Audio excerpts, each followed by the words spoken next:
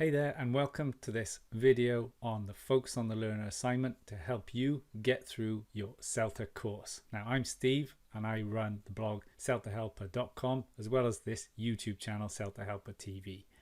And I just make these videos to try and help people get onto the CELTA course and do well, because there is a lot you can do that'll help you to get through the different assignments and the teaching practice sessions if you just prepare in advance and also apply these techniques methodically throughout. So in this video, obviously we're going to look at Focus on the Learner assignment and we're going to talk about everything in it. So as a brief outline of what we're going to cover in this video, we're going to have a look at the different types of the Focus on the Learner assignment, because there are different varieties, what you need to include to get a good grade, the different parts of the assignment, the other things you can prepare in advance to help you succeed, and also ways you can see various examples of this assignment already online for free, but why you should also be careful using them. So with that said, let's continue. Now, before I jump into the main content, I just want to say you can also check out the CELTA Helper Survival Guides, my book that I've put out on Amazon and also on my website. You can get it in paperback and in Kindle. Now you can see here I've got an author proof copy. Don't worry, yours wouldn't look like that, but you can see it's a nice portable size and it's really densely packed with lots of tips. So I'll put a link to that below the video. CELTA Helper Survival Guide. Remember, I've made it so you can just pick it up anytime and just flick it open and get some really good information. All practical tips. I'm not doing anything really, like that your trainers would do in the sense of trying to debate methodologies and so on. Just practical things you can apply immediately. So CELTA Helper Survival Guide is there. And also CELTA Course Student Notebook and Diary. This is exclusively on Amazon, full of templates, things to help you with, start off lesson plan ideas, and also space for reflections on lesson plans. It's got a lot of prompts already laid out for you, diary entries to help you with the final assignment, and so on. Again, CELTA Student Notebook and Diary, made for the CELTA course, just to save you some of that thinking, take some of the heavy lifting off, and it does it for you. So again, links below for those, both made by me, so I hope you enjoy them and find them useful. Now, there is something a little bit odd to note with the Focus on the Learner assignment, in that some centers label it as assignment 1, but then it comes in after maybe assignment 2. Others label it as assignment 2 or even 3. So don't worry about the number. It's just we've got to think about the focus on the learner aspect, all right? And the order, not a big deal, but we just think about that, focus on the learner, forget the number, okay? So that's a point to note, first of all. It's still relevant because this assignment is usually set early on in the course, so it can really throw people if they're not prepared for it and they haven't thought about how to deal with it and get the information they need. So don't let that all get you down and get you stressed, because we'll run through all the tips now to help you do that. So really there are 3 main types of the Focus on the Learner assignment. Now the first is where you focus on an individual learner and you go into lots about their learning, their English, etc. in detail. For me, that's probably nice and easy. At least you get to go in depth with one person and you don't have to balance it. However, what I was called type 2 is when you look at a pair of learners. So then you're doing obviously a bit less on each person, but then there is a potential element for some kind of compare and contrast. So you do have to think about how you're going to balance it and the language involved there as well to give that sort of critical analysis and reflection. Again, personally, I prefer, and I did the first one, just one individual. However, some CELTA centers will ask you to compare 2. And then type 3 is actually where you focus on an entire group or class. And the numbers could depend greatly on your center, but the way to think about this is obviously that you can't talk about everyone, but you might look at major groupings. Are there perhaps mainly speakers of, let's say, Arabic or Mandarin, whatever, French, etc., and you can focus on the different groups. You might have 2 groups of, or you might have a group of Portuguese speakers and then a group of Italian speakers, etc., and compare and contrast them, look at differences in how they learn, maybe errors they make, etc. And you can think about the extremes, the best, and then the ones who are finding it most difficult. You can also think about different aspects of their abilities in the different skill areas as well. So there's lots of ways to do it, but just think, yeah, maybe even a surprising point as well. So that can all be done in this assignment. So if we go into a little bit more detail now on assignment types 1 and 2, where you're going to be doing some kind of interviews with those learners, let's have a look at some of the tips and things you can do there. So in advance, you really want to think about what are the right kind of questions. So questions you're going to ask them should be open-ended, not leading. Give them a chance to speak and to show their ability, or write, however it is.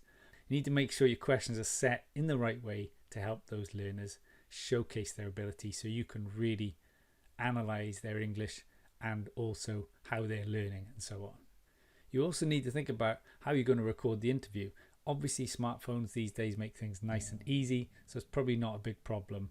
It used to be that you'd have to get a dictaphone or something like that way back when I did it, 2007, before the smartphone existed, and it was a different ball game. But now smartphone, nice little recording app on your phone, pretty easy.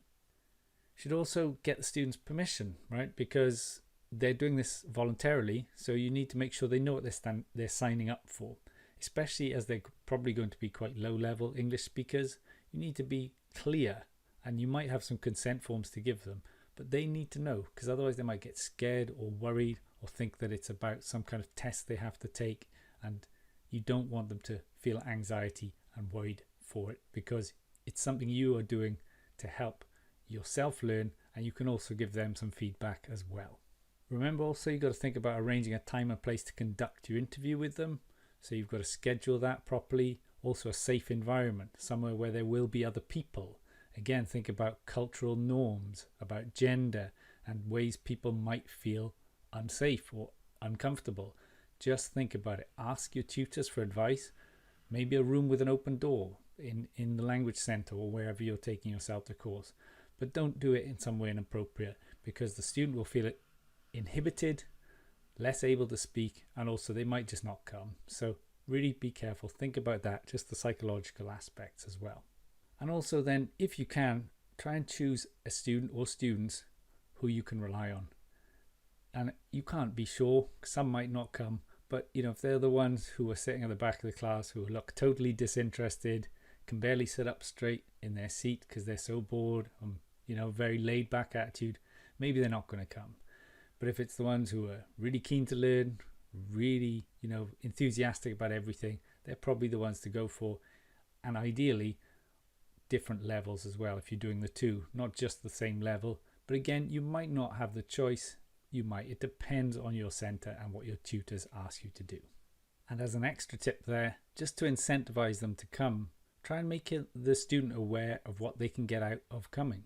Perhaps you can give them feedback on their pronunciation, or you can give them some tips on their writing, because at the end of the day, they're taking time out of their day to help you. So if you give them some incentive, they're more likely to turn up, and you can get the data you need and also help them, so it can be a win-win as well. Now, I also mentioned that choosing the learners is crucial, let's say, for their attitude, but also if you can, and it's not always possible, try and choose learners whose language you don't know much about, because that will help you to grow and develop as an English language teacher. It might be that, let's say, you as a trainee teacher on the CELTA course are an L2 speaker of English, and you're doing it in your home country and almost everyone speaks your language, no problem. But if you do have the opportunity and you've got a diverse group, try and choose a language or a speaker of a language that you don't know anything about.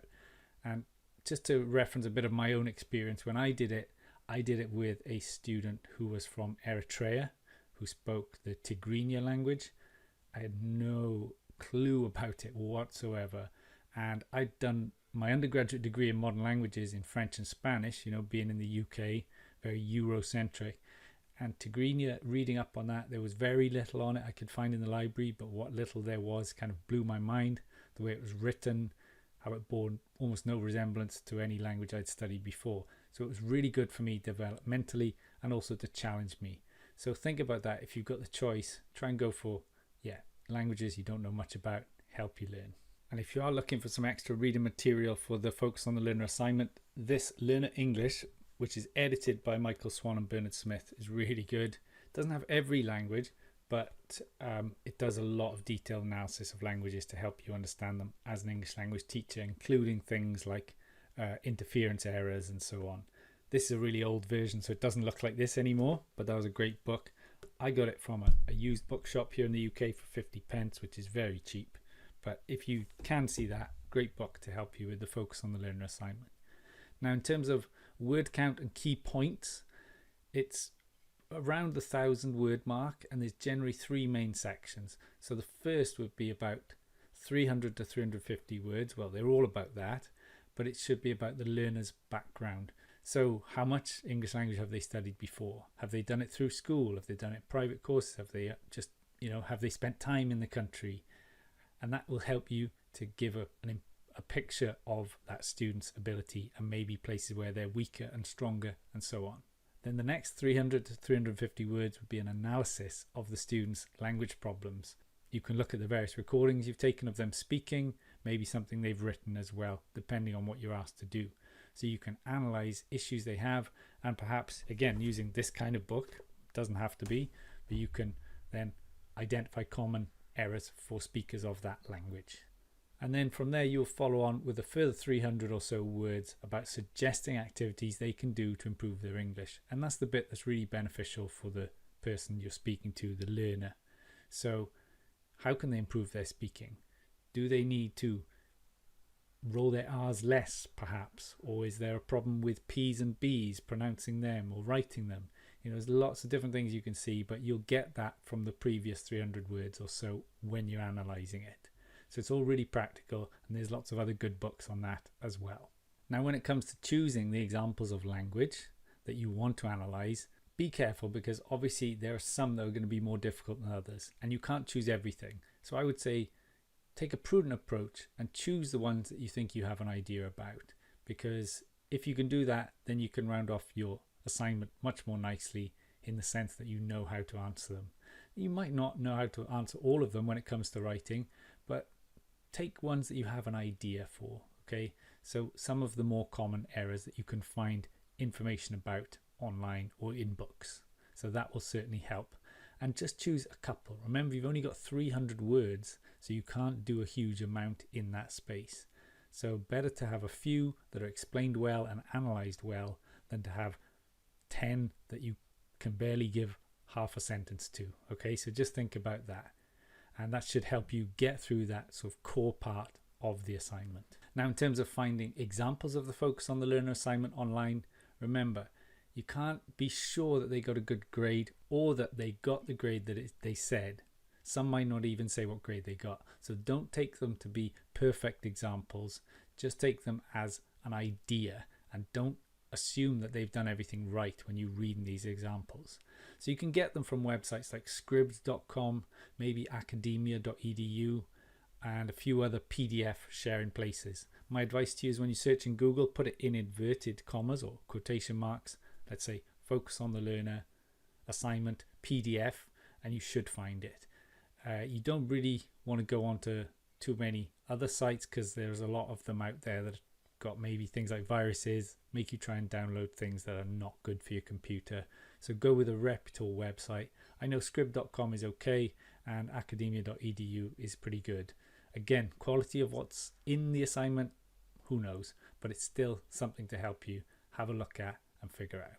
That rounds up this guide to the Focus on the Learner CELTA assignment. Now, I hope you found it useful. If you did, give us a like and a subscribe down below. You can get more videos like this, and also after watching this, go and check out some more videos on this channel to help you along with your CELTA course, be it preparing or if you're already on the course. Either way, I hope you're staying safe and well, and best of luck on your CELTA journey. Thanks for watching. Bye.